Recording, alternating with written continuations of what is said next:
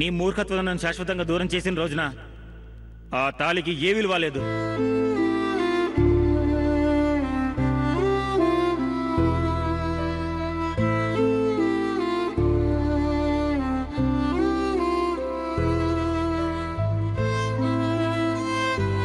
అమ్మ స్రవంతి, వద్దమ్మా, ఏడవకు.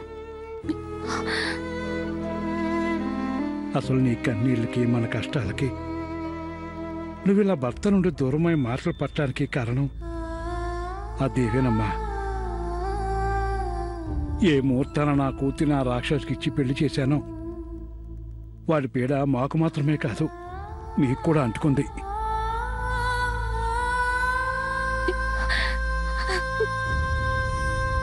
నన్ను క్షమించి అన్నయ్య, మా వల్లే మీకు ఈ కష్టాలు. ఆ నీచుడు బ్రతుకున్నన్ని రోజులు మనకి బాధలు తప్పవు.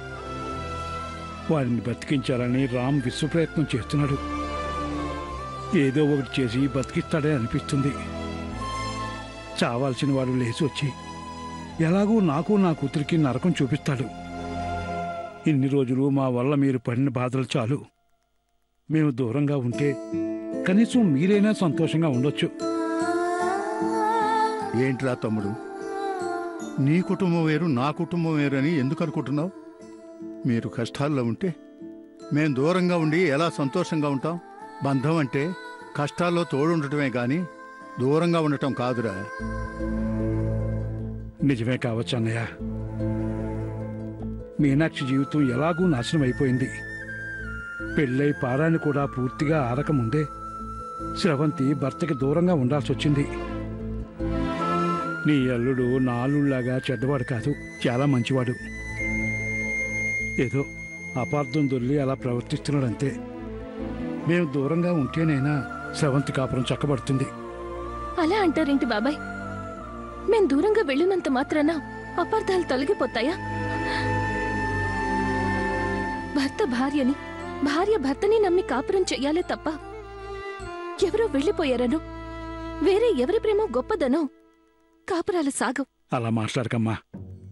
అల్లుడు గారు మాట్లాడిన మాటలు విన్నావు కదా. తెగేదాకా లాగటం మంచిది కాదు. ఇప్పటికే నీ సంతోషాన్ని, ఒక రకంగా నీ జీవితాన్ని కూడా పణంగా పెట్టి నీ చెల్లెలకి చాలా చేశావు. ఇక చాలమ్మా. దానికి ఎలాగూ వాడి చేతిలో కష్టాలు తప్పవని ఆ భగవంతుడు రాత రాశాడు. నీ కాపురాన్ని ఎంతకమ్మా నాశనం చేసుకుంటావు?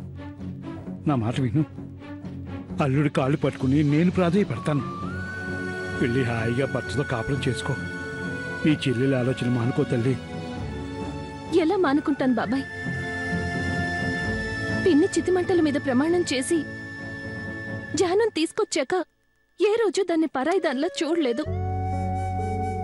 తను వేరు నేను వేరు అని అనుకోలేదు.